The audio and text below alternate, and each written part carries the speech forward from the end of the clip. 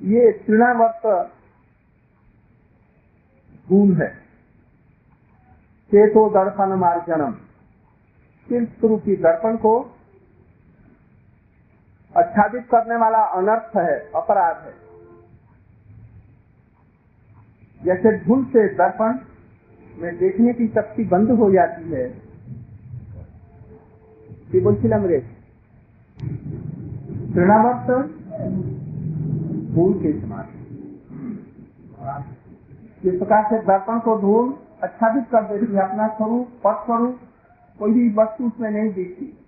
उसी प्रकार से अनर्थ जितने प्रकार के हैं वो तृणावर्त का स्वरूप है। ये अनर्थ साधारण करके 4 प्रकार के होते हैं। स्वरूप भ्रम, असत तृष्णा, हृदय गौरबल और अपराध, ये 4 प्रकार के। सबसे पहला है स्वरूप भ्रम। स्वरूप भ्रम, अपना स्वरूप, मैं कौन हूँ, कृष्ण कौन है, भक्ति किसको कहते हैं और अनर्थ किसको कहते हैं, इन चारों का स्वरूप जाने। कृष्ण कौन है, मैं कौन हूँ, उनका दास। कृष्ण भगवत्ता की चरम सीमा है। वो कैसे हैं, जगत के आदि कारण है, रस स्वरूप है, रसो वैसा है, सर्वशक्तिमान है, अखिल रसामृत। और मैं उनका दास विधि नाम से हूँ। स्वरूप में रहने पर भगवान की सेवा करता हूँ, और नहीं तो माया के वशीभूत होने पर भगवान से अलग हो जाता हूँ। भगवान को और अपने को नहीं देखती। अंधेरी रात है, अमावस्या की रात है, आंख है, सूर्य नहीं, उदित नहीं है। उस समय आंखें अपने को या सूर्य को और दूसरों को देख सकती है? नहीं देख सकती, आंख रहने पर भी। इसलिए यदि आत्मज्ञान हो भी जाए किसी कारण से, किंतु परतत्व का, कृष्ण का ज्ञान नहीं होगा तो कुछ भी नहीं दिखेगा। और सूर्योदित होने पर उनके प्रकाश से अपने को भी देखेंगे, भगवान को भी देखेंगे और दूसरी वस्तुओं को भी देखेंगे। इसलिए भगवत तत्व का ज्ञान होना ही परम आवश्यक। जीव के ज्ञान से ही नहीं होगा। इसलिए जीव का ज्ञान, ब्रह्म का ज्ञान, भक्ति तत्व का ज्ञान, ये कैसे उनको प्रसन्न किया जा सकता है। कोई भी चीज हो भगवान के प्रसन्न करने के लिए किया जाता है, उसका नाम सा परानुरक्ति ईश्वरे, भगवान के प्रति परम अनुरक्ति का नाम ही भक्ति के द्वारा ही भगवान वशीभूत और दर्शन उनका किया जाए। ये भक्ति का स्वरूप होना चाहिए। और अविद्या का स्वरूप जानना भी पड़ेगा। अविद्या क्या है, माया क्या चीज, जो नहीं है उसी को वह समझना माया। संसार की किसी भी वस्तुओं को मैं और मेरा समझना, ये माया है। ये सभी जगह है भी तो कृष्ण की सेवा के लिए, कृष्ण सेवा के उपकरण है, अपने लिए नहीं। और ये शरीर मैं नहीं हूँ, इनका ज्ञान होना चाहिए। ये पहला स्वरूप भ्रम। असत कृष्ण, जब मैंने शरीर को समझा कि ये मैं हूँ, तो शरीर संबंधी खाना पीना, भोग विलास, संसारिक पदार्थ, उसमें तृष्णा का हो जाना असत तृष्णा है। असल में तृष्णा मैंने अभिलाष। यदि भगवान की सेवा का अभिलाष हो तो ये ठीक है, स्वरूप का ये तात्पर्य। और उसके अतिरिक्त जितने प्रकार के अभिलाषाएं हैं वो सब, इसलिए हमारे साधक अवस्था में भी जो चीजें भगवान और वैष्णव को प्रसन्न करने के लिए नहीं है, वो सब असत कृष्ण है। यदि परमार्थ भी, भक्ति भी अपने सुख के लिए, कि मैं जल तक भटक रहा था, भगवान को पाने से मैं सुखी हो जाऊंगा, ये कुछ कहा। तो तक पहली स्थिति में स्थित होने पर भी ये भी भोग है, इसको भी दूर करना है। तो ये असत तृष्णाएं है। भक्ति का अतिरिक्त अन्य अभिलाष जितनी प्रकार की संसारिक कामनाएं, वासनाएं, बल्कि अपना मन की जितनी भी कामनाएं हैं वो सब असत तृष्णा करते हैं। भगवान का भजन भी यदि हम करना चाहें अपने मन के सलाह से असत तृष्णा है। इसलिए इसमें गुरु शास्त्र और भगवत वाक्यों को भी भक्ति समझ करके हम उसको पालन करने की चेष्टा करेंगे। अपने मन से नए नए उपाय भाव करके भजन करेंगे, ये भक्ति नहीं। इसलिए एकांत की हरि भक्ति उपाप यदि कोई भगवान का एकांतिक रूप में अपने मन से भजन करे तो क्या होगा? उत्पात होगा। और अपने मन की को छोड़ करके शास्त्रों में लिखित गुरु के उपदेश, भगवान के उपदेश के अनुसार अपने मन को हम चलाएंगे, उसके द्वारा कंट्रोलित होकर के अनुगत में तो ये झाड़ू देना भी, पैखाना साफ करना भी, कोई भी काम भक्ति हो जाए। और अपने मन से यदि भजन करने के लिए लाभ परिणाम करें तो प्रभु नमाभार सदाई नमापरा, इसलिए अपने मन को कंट्रोल करके हरि गुरु वैष्णव के एकांतिक अनुभव से मिले करके चलना चाहिए। असत तृष्णाएं सब दूर, असत तृष्णाएं यहाँ असत तृष्णाएं हुई। असत तृष्णाएं भी शरीर की तृष्णा और मन की तृष्णा और आत्मा की तृष्णा।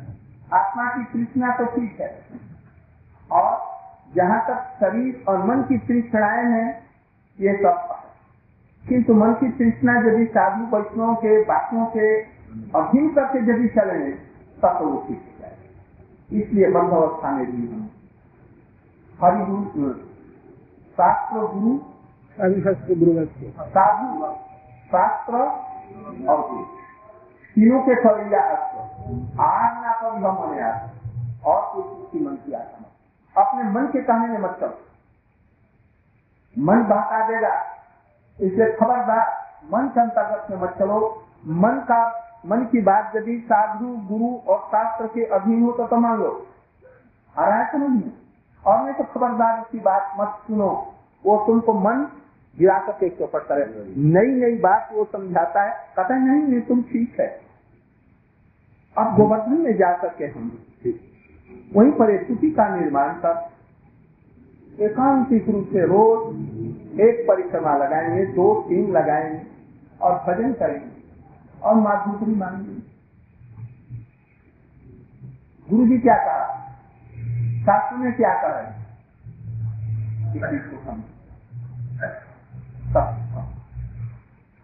और नहीं तो वो अपना भोग हो जाए। इसलिए अपने मन को कंट्रोल रखो। असत तृष्णा, यदि असत तृष्णा हो जाएगी तो हृदय दुर्बल हो जाएगा। जहाँ मन को कंट्रोल छोड़ दो तो वो दुर्बल हो जाएगा।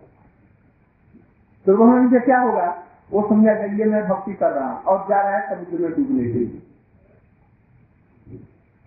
इसलिए हृदय दुर्बल हो जाएगा। अच्छा, मैंने संकल्प किया भगवत प्रसाद का अतिरिक्त तो कुछ नहीं मिला, तो कहीं दिया, वो गया, किसी ने राबड़ी लगा लिया और उसके साथ में रसगुल्ले रख दिए।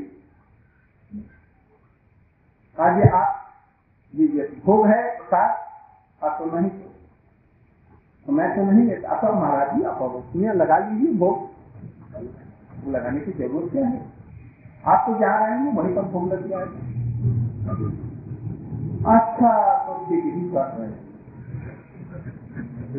एक साधु था हमारा जैसा ब्रह्मचारी, जैसे ब्रह्मचारी स्थिति में था, तो भावना के बाद घर छोड़ करके चला आया। घर को छोड़कर तो कुछ दिन रहा तो कुछ हाथ आया नहीं।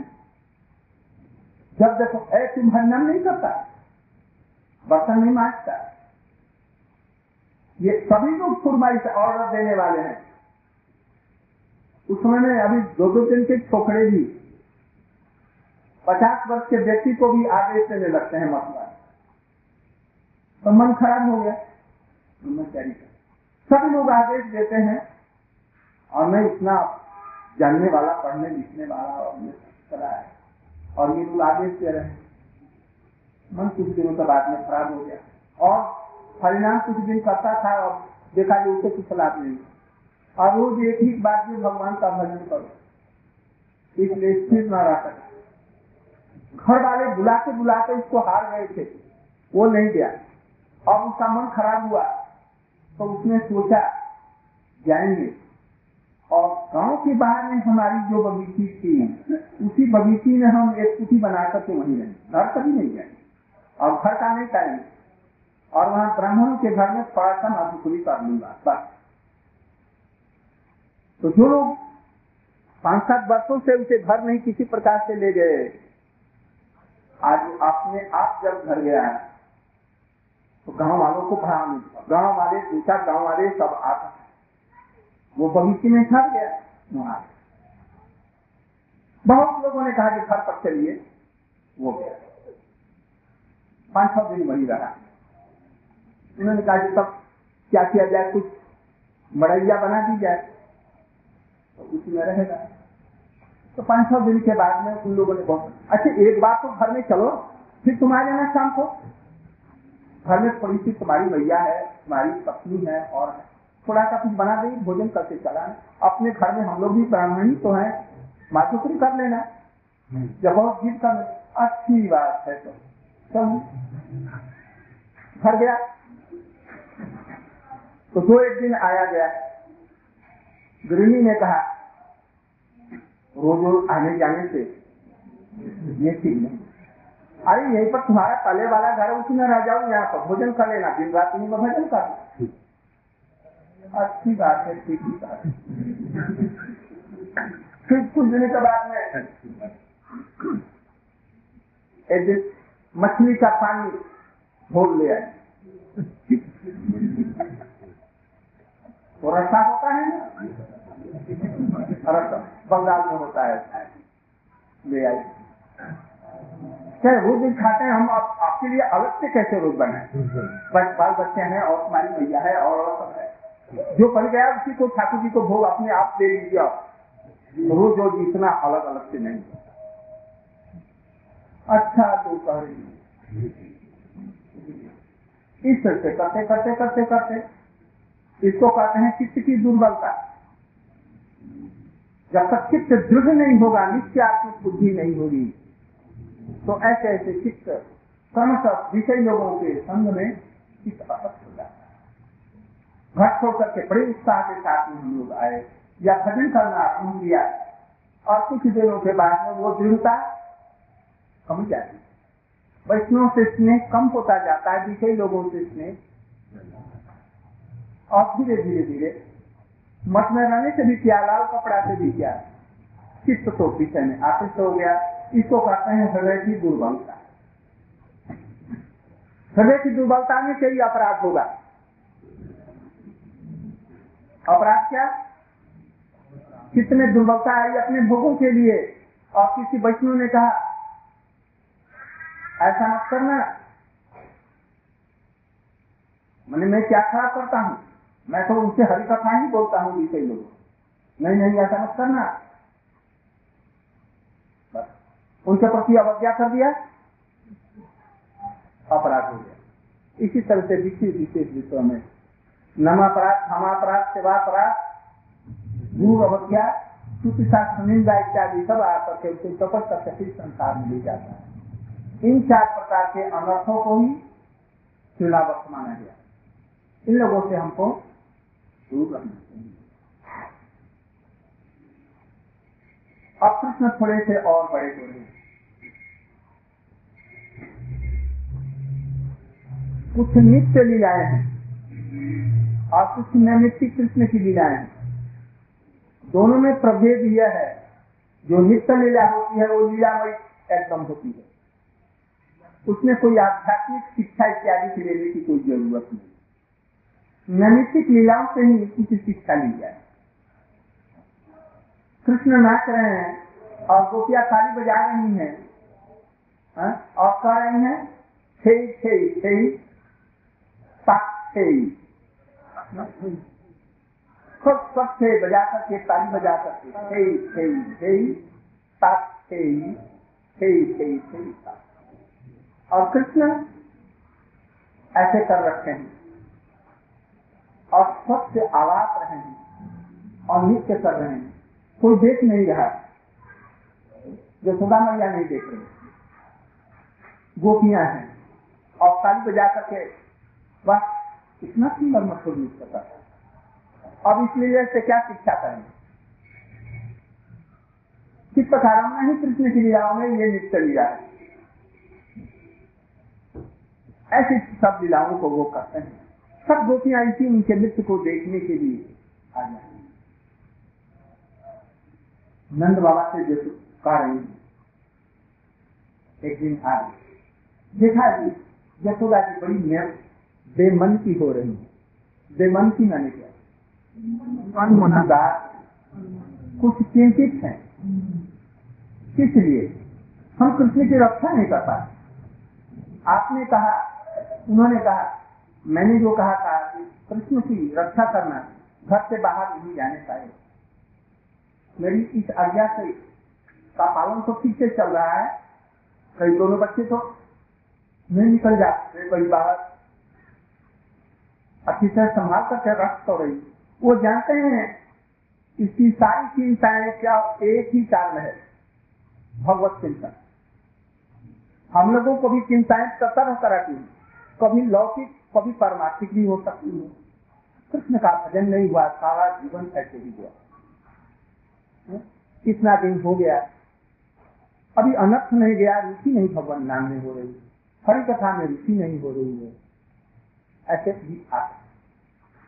और कभी कभी हो जाती है, किसी ने कुछ कह दिया, किसी ने कोई प्रताड़ना कर दिया, किसी ने कोई ठग दिया, कोई किसी ने कर दिया, कोई विपत्ति आ गई हठात, इसके लिए भी चिंता होती है। साधारण जो व्यक्ति हैं अभी जो स्वनिष्ठ हैं, इन विपत्तियों में घबरा जाते हैं और परमार्थिक लोगों का उत्साह बढ़ता है। उनको भय नामक कोई चीज नहीं, और स्वनिष्ठ हैं इन विपत्तियों में घबरा जाएंगे और दिन रात इसकी चिंता करेंगे।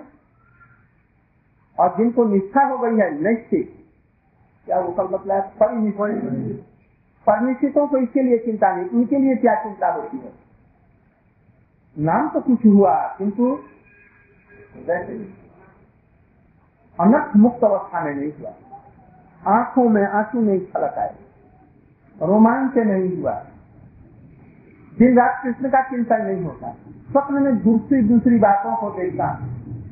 आज अपने पिताजी को देखा, अपनी बहन को देखा, लड़ते हुए झगड़ते हुए, कभी मैया को डांटते हुए देखा, कभी किसी से लड़ते हुए अपने को देखा, जिन जिन चीजों में आवेश था उसको देखा। किंतु एक बार भूल करके भी अच्छी या किसी रूप में धर्म संबंधी, कृष्ण संबंधी, भगवत संबंधी, गुरु संबंधी, ये सब तो आता नहीं। ये क्यों नहीं? इसका मतलब ये आवेश नहीं है। जिसका आवेश होगा वही तो देखेगा ये सब। तो इसके लिए चिंता कर सकते, ये तो परमेश्वर है। और जो एकांतिक हैं उनके लिए क्या होगा? क्योंकि भाव तो फिर नहीं है, प्रेम नहीं कृष्ण के लिए हुआ, उसके लिए रोता पड़ता है। उसके लिए बस वही चिंता है कि कृष्ण नहीं, सारा जीवन करते गए। जैसे भक्ति विनोद ठाकुर जी और नरोत्तम ठाकुर जी, गोविंद दास जी रोते हैं, गोरा पहू ना प्रेम रतन धन हिलाए,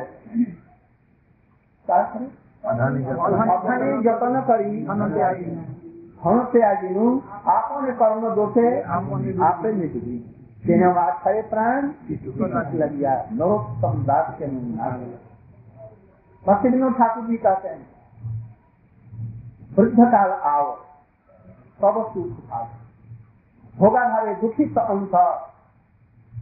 अब मरने का समय आ गया, अब प्राण जाने बाकी, अभी तक कुछ हुआ नहीं। भोगों के लिए चुना है। जीवन ना भजिला प्राण जीवन ऐसे भक्ति विनोद ठाकुर जी कह रहे हैं। कौन है ये? जब इस साधक को भी मान लिया जाए तो एकांकिक में रखा जाए है तो मुक्त, किंतु हम लोगों के लिए एकांकिक भक्त का वो अभिनय हम लोग को उन्हीं का ग्रहण करेंगे। तो इस तरह से खासदास के साथ में तो ये यशोदा जी की चिंता केवल है कृष्ण के लिए, उनके सुख में सुखी दुख में दुखी, और कैसे उनको सुख, और हमारी अभी बहुत सी चिंता है।